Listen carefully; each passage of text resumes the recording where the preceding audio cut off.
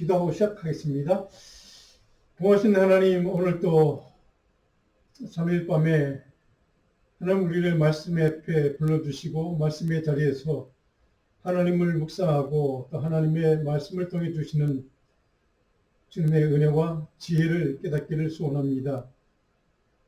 혼란하고 혼탁한 시대에 하나님 우리의 삶의 모든 순간이 하나님 말씀이 기준되어 주시고 그 말씀이 촛대가 되어서 그 말씀을 통로로 하나님이 허락하시는 은혜의 물줄기를 붙들고 우리의 삶에 하나님이 함께 하시는 하나님의 동의해 주시는 하나님 인도해 주시는 은혜를 날마다 경험할 수 있도록 말씀을 통해 은혜 부어 주시옵소서. 오늘 또 이 밤에 하나님 이사야 선지자의 말씀을 붙들고 그 말씀 앞에 겸손히 섭니다. 그 말씀을 읽고 묵상할 때 하나님 하늘의 지혜를 허락해 주시고 내 삶의 자리에 꼭 필요한 은혜와 또 지혜의 말씀이 깨달아질 수 있도록 분별될 수 있도록 그 말씀을 통해 이 시대를 영적으로 승리할 수 있는 능력의 말씀이 될 수 있도록 주님 은혜 부어 주시옵소서. 이 시간도 하나님의 말씀을 사모하옵고 우리 주님 예수 그리스도 이름으로 기도합나이다. 아멘. 지난주에 우리 이사야 말씀을 우리가 볼 때 3장을 보고 말씀을 제가 요절 말씀을 잠언서 24장 12절 말씀을 드렸습니다. 같이 한번 읽어볼까요? 내가 말하기를 나는 그것을 알지 못하였노라 할지라도 마음을 저울질하시는 이가 어찌 통찰하지 못하시겠으며 내 영혼을 지키시는 이가 어찌 알지 못하시겠느냐. 그가 각 사람의 행위대로 보응하시리라. 아멘. 우리가 살아가는 지금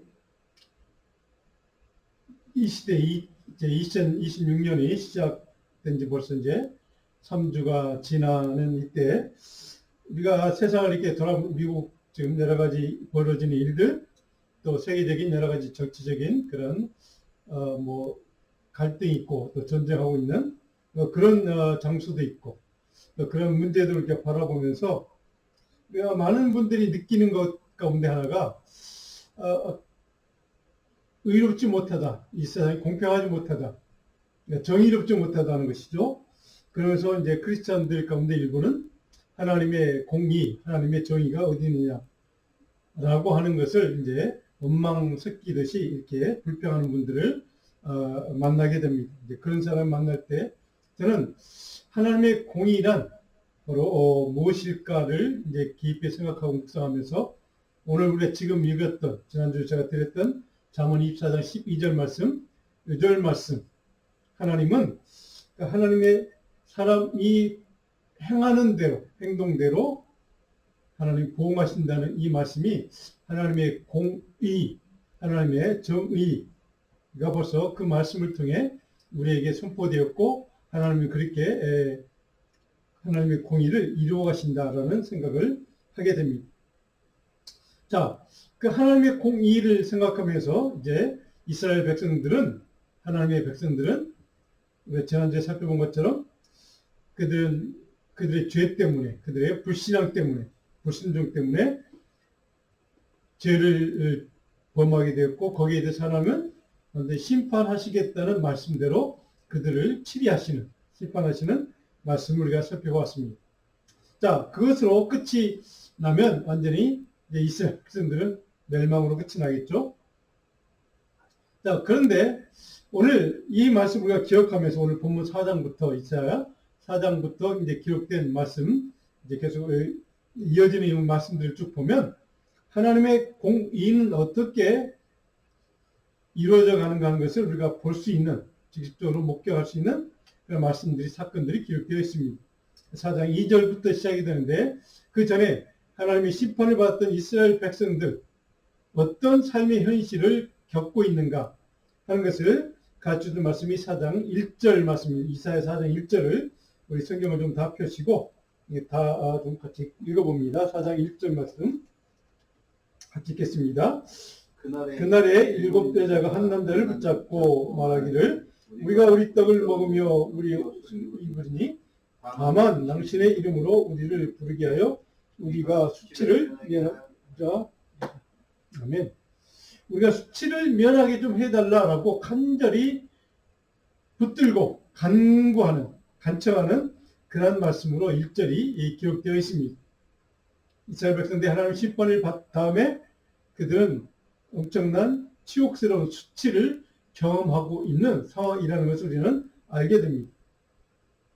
자, 그런 상황을 4장 1절까지 기록한 다음에 이제 2절부터는 이 무드가 기록된 말씀의 무드가 분위기가 이제 전환되는 것, 바뀌는 것을 우리가 느낄 수가 있습니다. 자, 그래서 4장은 굉장히 짧은 말씀입니다. 절수 6개밖에 되지 않는 짧은 말씀인데 바로 하나님이 이스라엘 백성들을 심판한 이후에 정결과 회복이라는 메시지를 통해서 그들을 하나님이 다시 한번 언제나 하나님의 백성의 자리, 하나님의 백성의 위치를 다시 회복시키겠다고 하는 약속, 그 약속을 보여주시는 이사야 전체 메시지를 이렇게 관통하는 그런 주제를 응축해서 보여주는 그런 전환점이 되는 장이 바로 4장 2기도 이 4장 2절부터 그런 전환이 시작이 된 것을 보게 됩니다. 한마디로 메시아가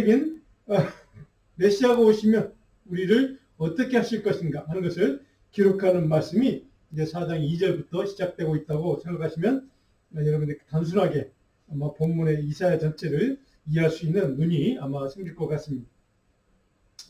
자, 1절은 바로 수치스러운 이스라엘 백성들의 현실을 정확하게 좀 묘사하고 있습니다. 그래서 우리의 이 현실을 우리가 어떻게 관찰하고 이 말씀 1절을 이렇게 해석해야 될까? 한번 우리 스크린을 보시 같이 한번 읽어볼까요? 앞 3장에서 예언된 전쟁과 심판 후 하나님의 새로운 계획을 선포하시는 말씀이 이제 시작이 됩니다. 하나님의 구원 역사, 회복 계획이 시작됨을 이제 선언하는 게 4장의 이야기고 전체 1장의 수치를 기록한 이유, 수치의 현실을 경험하고 있는 이스라엘 백성들의 좀 그들의 상황에 대해서 기록하고 있는 이유가 바로 여기에 있다는 것이죠. 자, 그러면 이제 2절부터 완전히 전환되는 것을 보게 됩니다. 2절에서부터 시작되는 이제 주제는 여호와의 싹입니다. 싹이라는 단어가 등장합니다. 영광스러운 회복의 비전을 제시하는 것을 우리가 2절부터 읽을 수가 있습니다. 자, 2절 오늘 본문 4장 2절을 보시면 이렇게 되어 있죠. 그날에 그날이라는 단어가 있습니다. 밑줄 그으십시오. 그날 여호와의 싹이 아름답고 여호와의 싹이라는 단어도 여러분 좀 밑줄 그으시면 좋겠습니다. 그리고 쭉 내려가서 2절 이스라엘의 피인하는 자를 여러분 밑줄을 그으시면 이제 전체가 좀 맥락이 이해가 될 것 같습니다. 그날 하나님의 여호와의 메시아가 임하는 날, 하나님의 은혜의 날, 그날에 여호와의 싹이라는 단어는 이제 메시아, 여호와의 종을 상징하는 단어이기도 합니다. 하나님의 새로운 역사의 구원의 시작을 알리는 싹, 메시아의 임재를 이제 예언하는 말씀이기도 합니다. 그리고 이스라엘의 피난하는 자, 이 피난하는 자는 이제 이 뒤에 나오는 3절과 이어져서 중요한 이스라엘 백성들의 우리 구약 신학의 중요한 이제 한 가지 단어가 등장합니다. 피난하는 자. 여러분 일단 2절에 밑줄을 그으시고 좀 주목했으면 좋겠습니다. 자, 2절의 내용은 우리가 굉장히 좀 잘 주의 깊이 해석적인 관점에서 바라봐야 됩니다. 우리 설교노트나 이제 스크린을 보시고 한번 읽어볼까요? 해석적인 관점이 우리가 여러분들이 좀 주의 깊게 생각하고 이 구절을 읽기를 바라는 마음으로 제가 몇 가지 적어놨습니다. 하나님의 구원의 역사에서 대전환점을 펴는 구절이 바로 이제 2절이 시작이 됩니다. 그 다음에 그날 하나님의 구원과 은혜의 날을 상징하는 말입니다. 그날에 임박한 도래, 곧 그날이 임박할 것이다, 임할 것이다 라고 하는 예고의 말씀, 예언의 말씀이죠. 그리고 마지막 세 번째, 여호와의 싹 피난한 자, 바로 3절에 나오는 남은 자라는 단어가 있습니다. 이거와 연결되는 단어입니다. 자, 그러면 이제 3절과 4절의 세 번째로 시온의 정결과 거룩한 남은 자 신앙. 여러분, 남은 자라는 신앙, 남은 자 신앙, 이 영어로 하면 렘넌트라고 하죠. 남은 자 신앙이라는 단어를 아마 많이 들어보셨을 겁니다. 자, 그 신앙이 어디에 시작이 되는가 하는 게 바로 이제 여기에서, 물론 그 이후에 이전에 창세기 물론 신학이 이제 시작이 되지만 이사야서 예언서가 가장 중요하게 다루고 있는 바로 그 신학적인 단어가 하나 있다면 바로 이게 여러 가지 있지만 남은 자 신앙이라는 단어입니다. 자, 3절에 보시면 3절에 한번 볼까요? 시온에 남아있는 자, 남은 자라는 뜻입니다. 곧 예루살렘 안에 생존한 자라고 되어 있죠. 생존한 자, 남아있는 자, 생존한 자. 뭐 같은 의미입니다. 그 중에 기록된 모든 사람은 어떻게 된다고요? 거룩하다 칭함을 얻을 것이다. 그 남은 자들은 하나님에 의해서 거룩하게 변화될 것이다. 거룩하게 씻음받을 것이다. 라고 하는 예언의 메시지입니다. 그 날에 그 싹이 메시아가 오시면 어떻게 되는가? 하나님의 남은 자들, 하나님이 남겨둔 자들, 그런 사람들, 예루살렘 안에 생존한 자들, 그들을 하나님이 거룩하게 변화시킬 것이다. 씻어줄 것이다. 그들의 죄를 온전하게 씻고 변화시키고 청결하게 할 것이다. 라고 하는 예언의 메시지입니다. 굉장히 중요한 구절입니다. 그렇다면 거룩하게 칭함을 받도록 어떻게 거룩하게 칭함을 받게 하실 것인가? 그것이 바로 그 어떻게가 4절에 나와 있습니다.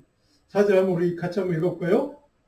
이는 주께서 심판하는 영과 소멸하는 영으로 시온의 딸들의 더러움을 씻기시며, 무엇을요? 심판 영과 소멸의 영으로 그들의 더러운 것을 씻겨주신다는 것이죠. 그것이 하나님의 선택한 그 새싹이 오면 그 새싹을 통해서 이루시는 방법이라는 것이죠. 거룩하게 하는 방법. 근데 4절 마지막에 보니까 또 새로운 단어가 하나 있죠. 청결하게 하실 때, 청결이라는 단어가 있죠. 거룩하다, 청결하다, 뭐 같은 의미입니다. 자, 청결하다는 단어를 여러분 좀 기억했으면 좋겠습니다. 이게 히브리의 원어의 의미는 뭐냐면 제의적으로, 도덕적으로, 아니면 율법적으로 그런 맥락에서 오직 하나님만이 진정한 청결을, 진정한 성결을 가능케 할 수 있음을 우리는 여기서 깨닫게 됩니다. 누가요? 이는 4절 처음에 이는 누가? 주께서, 주님께서 그 새싹 메시아 오실 메시아가 그렇게 정결하게 해 주신다는 뜻입니다. 근데 어떤 수단을 통해서요? 심판의 영, 소멸의 영을 통해서. 자, 이것이 하나님이 남은 자들을 변화시키는, 거룩게 청결케 하는, 변화시키는 그런 방법이라는 것을 우리에게 깨닫게 하십니다. 자, 종말론적인 관점에서 바로 마음 중심을 깨끗이 씻어주심으로 신부를 정결케 하신다.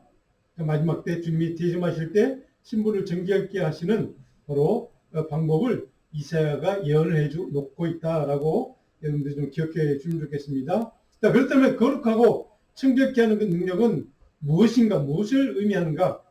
로마서 1장 4절 같이 한번 읽어보면 바로 청결하게 하는 바로 길이 무엇인가를 우리에게 가르쳐 줍니다. 우리 스크린 보시고 로마서 1장 4절 같이 한번 읽어봅니다.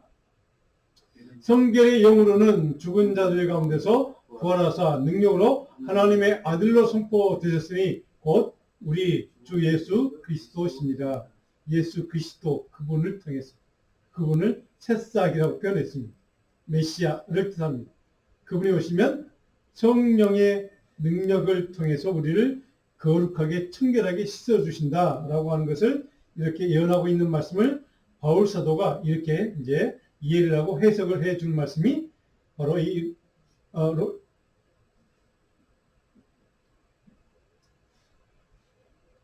로마서입니다. 에레미야 로마서 1장 4절입니다. 로마서 1장 4절 말씀 이렇게 우리에게 가르쳐주는 말씀입니다. 자, 그러면 자신을 성결케 하는 하나님이 우리를 성결하게 하시는 영적인 방법 두 가지를 바로 제가 야고보 4장 8절 한번 같이 읽어볼게요. 이 야고보 4장 8절은 오늘 묵상 요절입니다. 같이 한번 읽어봅니다. 하나님을 가까이 하라. 그리하면 너희를 가까이 하시리라. 죄인들아 손을 깨끗이 하라. 두 마음을 품은 자들아 마음을 성결하게 하라. 두 가지 방법. 하나님을 가까이 하고 마음을 성결하게 하는 것.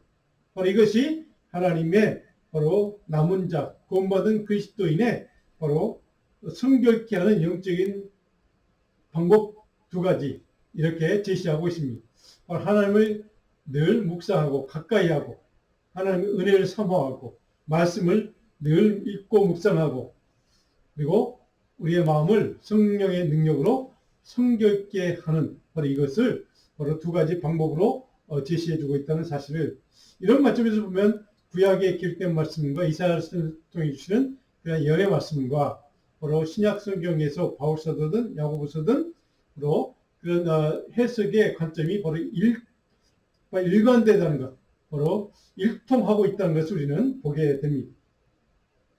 자, 여기까지 우리 3절 4절까지 바로 우리 관찰가 우리 여러분들이 집중해서 좀 이 구절을 읽기를 바라는 마음으로 제가 몇 가지 요약하겠습니다. 같이 한번 읽어볼까요?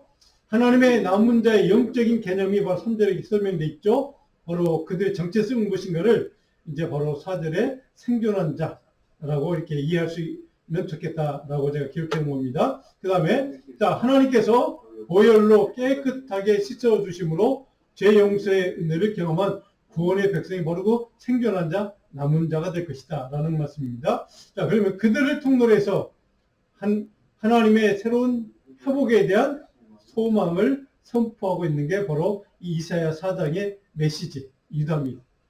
그 다음에 하나님께서 보혈로 깨끗하게 씻어주심으로 그것을 영어로 클린싱 한다고 합니다. 죄 용서의 은혜를 경험한 구원받은 백성, 바로 보혈로 성령의 능력으로 예수 그리스도의 피의 은혜로 피값으로 바로 이렇게 우리를 클린싱 하시고 성령의 능력을 덧입어서 바로 우리를 거룩하게 깨끗하게 청결하게 씻어주신다 하는 약속을 예언서 이사야가 기록하고 있고 그 말씀을 바울서신도 정확하게 바울사도가 우리에게 가르쳐주고 있는 말씀이라는 것이죠. 그 다음에 모든 죄를 정결을 하고 청결하게 씻어주시는 용서와 은혜 하나님인 것을 이미 이사야를 통해 우리에게 선포하고 있습니다. 그 다음에 남은 자를 청결하게 씻는 방식은 뭡니까? 하나님의 거룩하신 영, 심판의 영, 소멸의 영. 오늘 우리는 그 성령이라고 표현합니다. 회복은 정결을 통한 거룩한 공동체 재구성을 의미합니다. 자, 이 말씀이 중요합니다. 남은 자를 회복시키는 이유, 거룩하게 씻어주는 이유는 거룩한 신앙의 공동체, 하나님 나라의 백성들을 재구성하는 모든 죄인들은 다 하나님 씻고 그리고 남은 자들을 깨끗이 씻어서 깨끗한 주님의 신부로 만들어서 신실한 하나님의 백성들, 그들의 거룩한 신앙 공동체를 형성하는, 만드는 것이 바로 우리를 회복시키는, 거룩해 하는 이유라는 것이죠. 마지막으로 남은 자가 정결케 되면 어떻게 된다고요? 바로 회복된 시온, 다른 말로 하나님의 나라의 백성에 대한 꿈, 비전을 제시해주고 있다. 이것이 이사야 선지자의 중요한 오늘 본문 4장을 통해 주시는 중요한 메시지입니다. 이것이 신약에까지 이제 이어지고 있는 것이죠. 자, 그래서 결론적으로 오늘 5절과 6절은 이제 결론적으로 우리에게 가장 중요한 메시지를 줍니다. 하나님의 임재는 피난처 되시는 하나님의 보호하심의 은혜를 상징적으로 표현하는 단어가 하나님의 임재라는 단어입니다. 임재. 자, 5절에 보면 이렇게 됐습니다. 여호와께서 거하시는 온시온사, 여호와께서 거하시는 곳, 하나님께서 임재하시는 그곳, 그 지경이 바로 5절 후반부에 그 모든 영광에 덮기를 이룬다. 하나님의 영광의 임재의 장소, 하나님의 동행의 임재하심을 상징하는 그런 단어가 바로 이 임재가 표현하는 단어, 의미라는 것이죠. 하나님이 임재하는 곳, 그것이 바로 영광의 장소라는 것이죠. 그리고 6절에 보면 초막이 치는 낮에는 더위를 피하는 그늘지며 또 풍우를 피하는 숨는 곳이 되리라. 그것이 하나님이 임재하시는 그곳, 그 지경이 이렇게 된다는 것이죠. 하나님의 보호처, 피난처가 하나님의 임재의 지경이 바로 그런 의미가 있다는 것을 우리에게 정확하게 말씀하고 있습니다. 자, 이 6절은 우리에게 아주 익숙한 과거의 사건 하나를 우리에게 떠올리게 합니다. 뭡니까?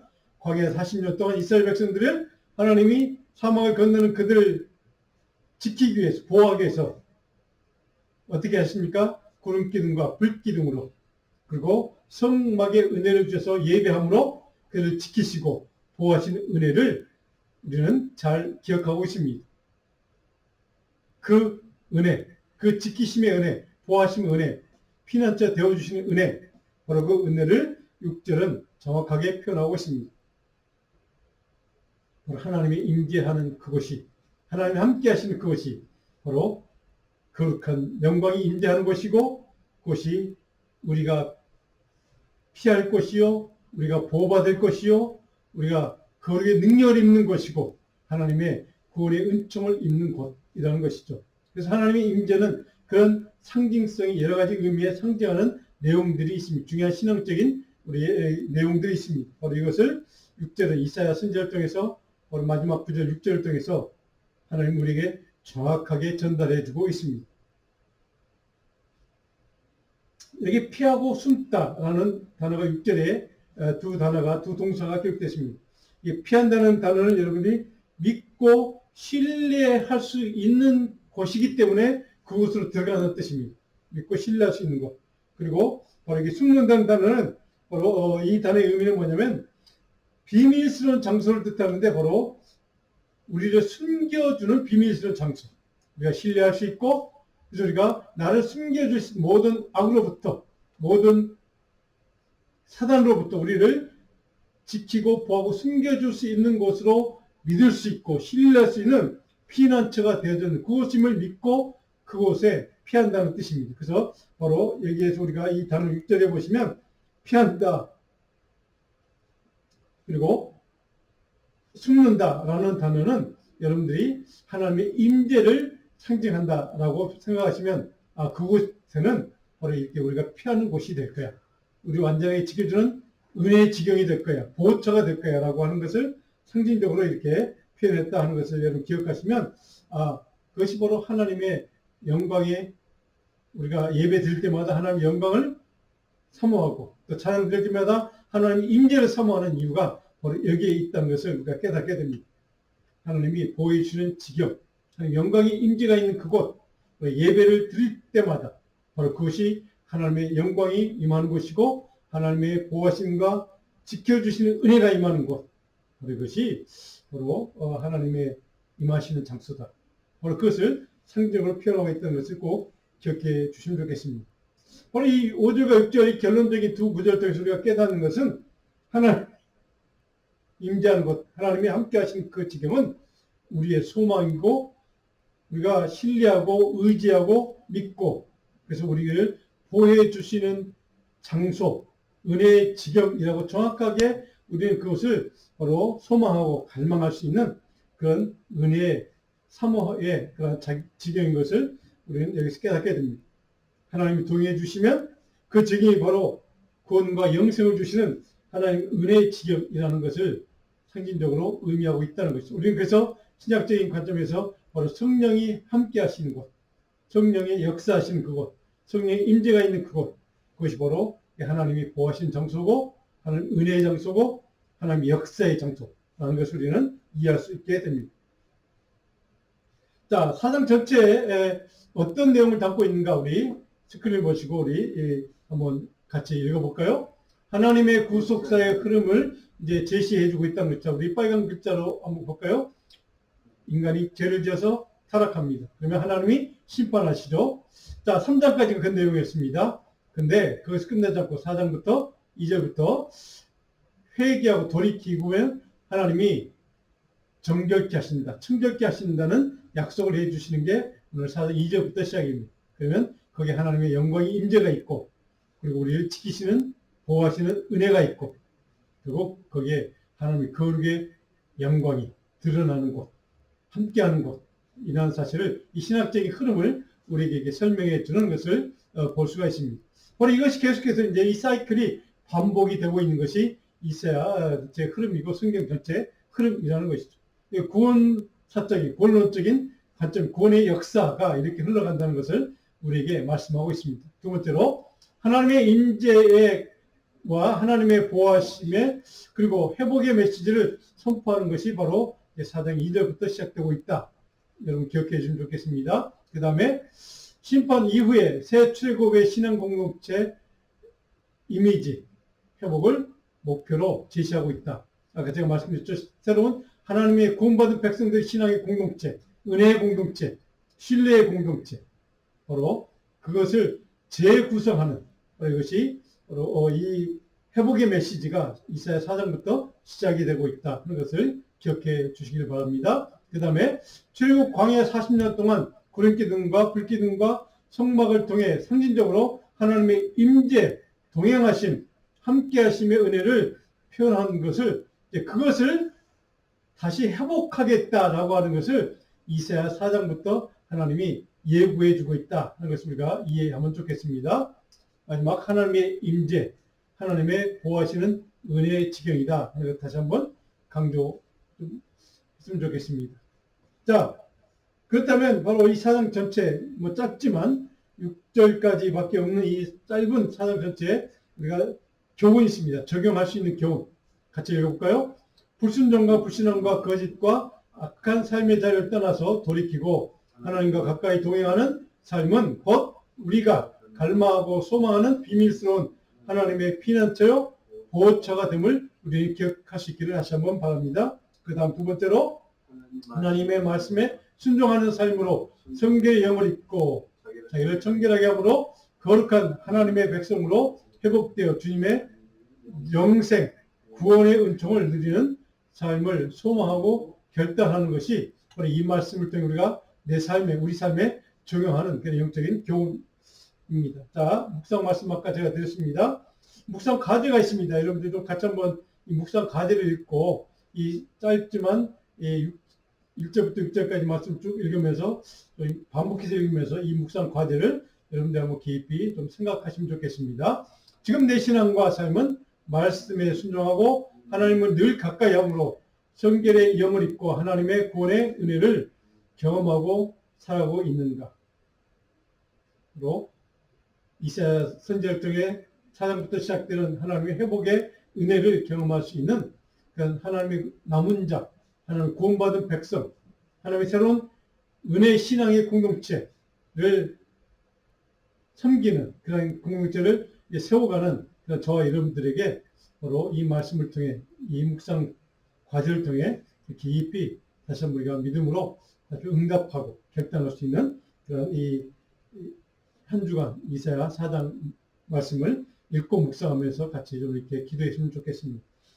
기도하겠습니다.